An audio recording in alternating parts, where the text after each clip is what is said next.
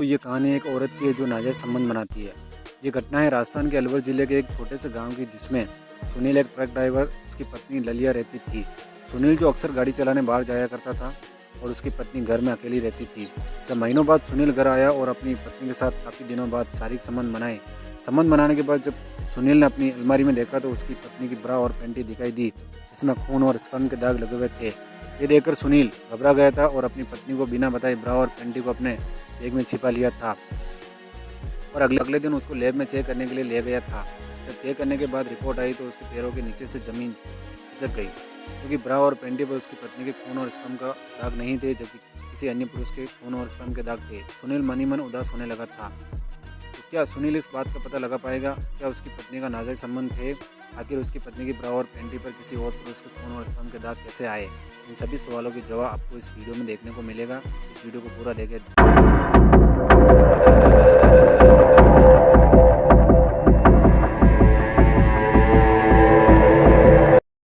पूरे 1 महीने बाद आज शाम को सुनील घर लौटा। डरते डरते डोरबेल बजाई। बीबी ललिया ने दरवाज़ा खोला और पूछा, हो गई फुर्सत तुम्हें?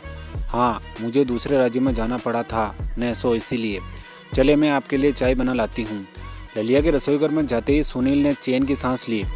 पहले तो जब सुनील को लौटने में कुछ दिन लग जाते थे तो ललिया का गुस्सा देखने लायक होता था, मानो कोई समझ ही नहीं थी। आखिर पोर्टर का काम ही ऐसा होता है। वह किसी ड्राइवर को रख तो ले, पर क्या भरोसा कि वह कैसे चलाएगा, क्या करेगा। और कौन सा सुनील बाकी ट्रक वालों की तरह बाहर जाकर धंधे वालियों के अड्डे पर मुंह मारता है। चाहे जितने दिन हो जाए, घर से ललिया के होठों का रस पीकर जो निकलता तो दोबारा फिर घर में ही आकर रसपान करता।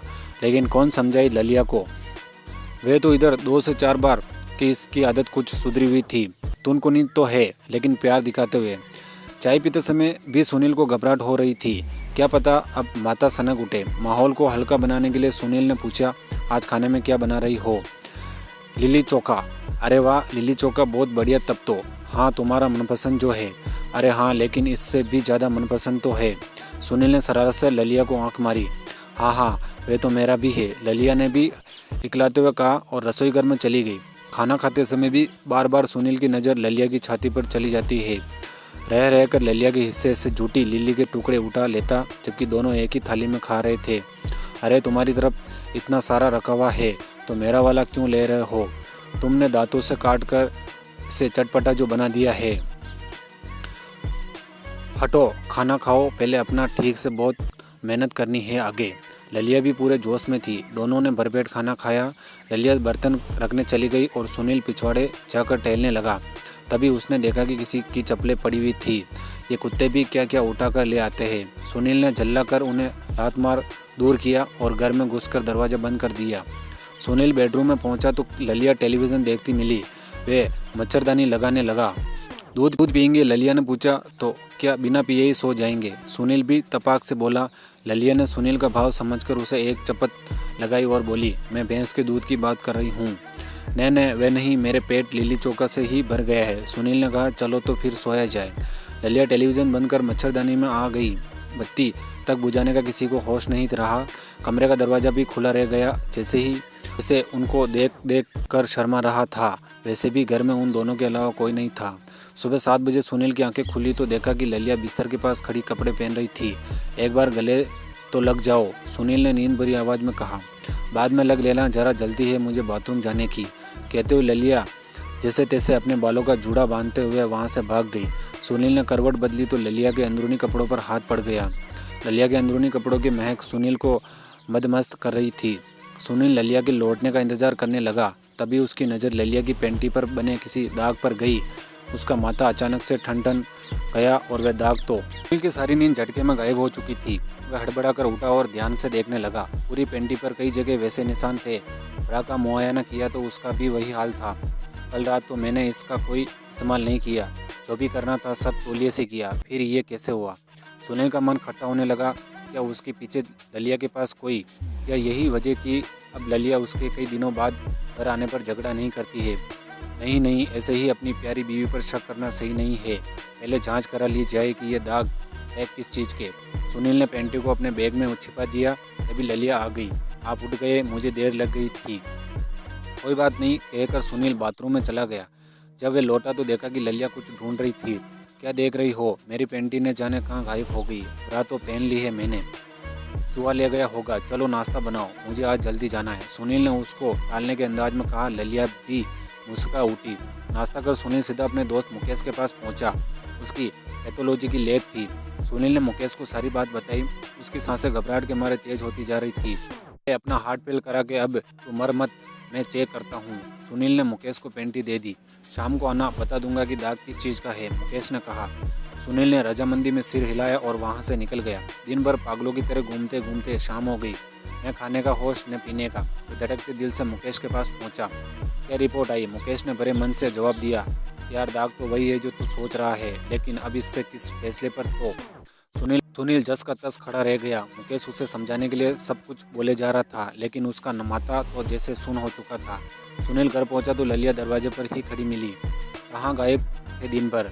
ललिया परेशान होते हुए बोली। किसी से कुछ काम था, कहता हुआ सुनील सिर पकड़कर पलंग पर बैठ गया। तबीयत तो ठीक है ना आपकी? ललिया ने सुनील के पास बैठकर उसके कंधे पर हाथ रखा। सिर में बहुत तेज दर्द हो रहा है। बेटे मैं चाय बनाकर लाती हूँ, कहते हुए ललिया रसोई घर में चली गई। सुनील ने ललिया की पेंटी को गद्दे के नीचे दबा दिया। चाय पीकर वे बिस्तर पर लेट गया। रात को ललिया खाना लेकर आई और बोली, अजी अब आप मुझे भी मार देंगे? बताओ तो सही क्या हुआ? ज़्यादा दिक्कत है तो चलो डॉक्टर के पास ले चलती हूँ। कुछ बात नहीं, बस एक बहुत बड़े नुकसान का डर सता रहा है, कहकर सुनील खाना खाने लगा।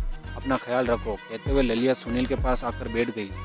सुनील सोच रहा था कि ललिया का जो रूप अभी उसके सामने है वह किस है उसकी रचाई या जो आज पता चला वह है। खाना खत्म कर वह छत पर चला गया। ललिया नीचे खाना खाते हुए आंगन में बैठ उसको ही देख रही थी। सुनील का ध्यान अब कल रात पिछवाड़े में पड़ी चप्पल पर जा रहा था। वे सोचने लगा, लगता है वे चप्पलें भी इसी के यार की है। नहीं, बिल्कुल नहीं, ललिया ऐसी नहीं है। रात को सुनील ने नींद की एक गोली खा ली, पर नींद की गोली भी कम ताकत वाली निकली। सुनील को खींच सी होने लगी। पास में देखा तो ललिया सोई हुई थी। ये देख सुनील को गुस्सा आने लगा। मैं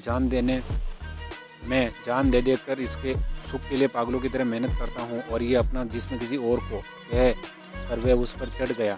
ललिया की नींद तब खुली जब उसको अपने बदन के निचले हिस्से पर जोर महसूस होने लगा। अरे जगह देते मुझे, ललिया ने उठते ही उसको सहयोग करना शुरू किया, लेकिन सुनील तो अपनी ही धुन में था। कुछ ही देर में दोनों एक दूसरे के बगल में बेसुध लेटे पड़े थे। ललिया ने अपनी समीज उठाकर ओढ़ ली। सुनील ने जैसे ही उसको ऐसा करते देखा, मानो उस पर भूत सा सवार हो गया। वह झटके से उठा और समीज को खींचकर बिस्तर के नीचे फेंक दिया और फिर से उसके ऊपर चढ़ गया। ओहो, सारी टेंशन मुझ पर ही उतारोगे क्या?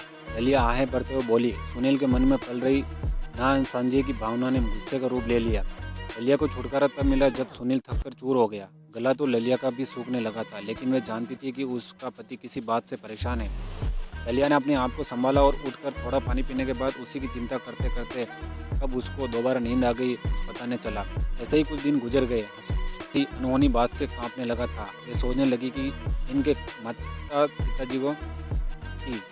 माता पिताजी को बुला लेती हूँ, यही समझा सकते हैं कुछ। एक दिन ललिया बाजार गई हुई थी। सुनील छत पर टहल रहा था।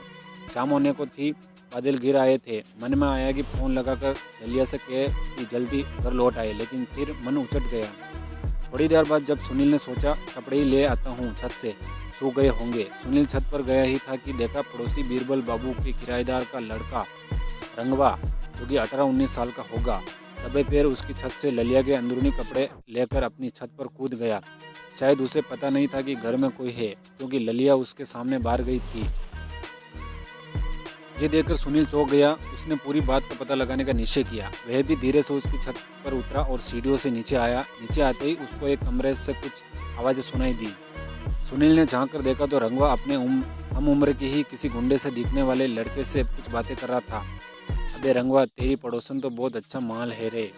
हाँ, तभी तो उसकी बड़ा पेंटी के लिए भटकना पड़ता है, कहकर वह हंसने लगा। इसके बाद सुनील ने जो कुछ देखा उसे देखकर उसकी आंखें फटी की फटी रह गई। दोनों ने ललिया के अंदरूनी कपड़ों पर अपना जोश निकाला और रंगवा बोला, अब मैं वापस उसकी छत पर रह जाता हूँ और वह लौटने वाली होगी। अबे कब तक ऐसे ही करते रहेंगे? कभी असली में उसको मिलेगी भी है या नहीं, लेकिन उस पर तो पतिव्रता होने का दूर है। वे किसी से बात तक नहीं करती है। पति के बाहर जाते ही घर में झाड़ू भी लगाने का होश नहीं रहता उसे। नहीं बाल संवारती है, वे कभी दबोचेंगे रात में उसे, रंगवा कहते हुए कमरे के बाहर आने लगा। सुनील जल्दी से वापस भागा और अपनी छत पर कूद के छिप गया। रंगवा भी पीछे से आया और कंधे किए कपड़ों को वापस तार पर डालकर भाग गया। सुनील को अब सारा मामला समझ आ गया था। रंगवा इलाका था, लेकिन ललिया की हिफाजत की नई चुनौती ने फिर उसके माथे पर बल दिया। उसने तत्काल ये जगह छोड़ने का निश्चय किया। ललिया भी तब तक लौट आई। आते ही ने उसको सीने से कसकर चिपका लिया। तुम साथ होना, सब ठीक है और रहेगा। अरे लेकिन आपकी ये उदासी मुझसे देखी नहीं जाती है। आज के बाद ये उदासी नहीं देखेगी। खुश मेरी जान लेकर ही मानोगे क्या आप? बोलते बोलते ललिया को रोना आ गया। ये देखकर सुनील की आंखों से भी आंसू छलकने लगे थे। तो ये थी हमारी कहानी। आपको कैसी लगी कमेंट करके ज़रूर बताएं, और अगर ऐसी और कहानी आपको चाहिए तो कमेंट करके ज़रूर बताइए, और नहीं हो तो वीडियो को लाइक और चैनल को सब्सक्राइब जरूर करें। मिलते हैं अगले वीडियो में। धन्यवाद।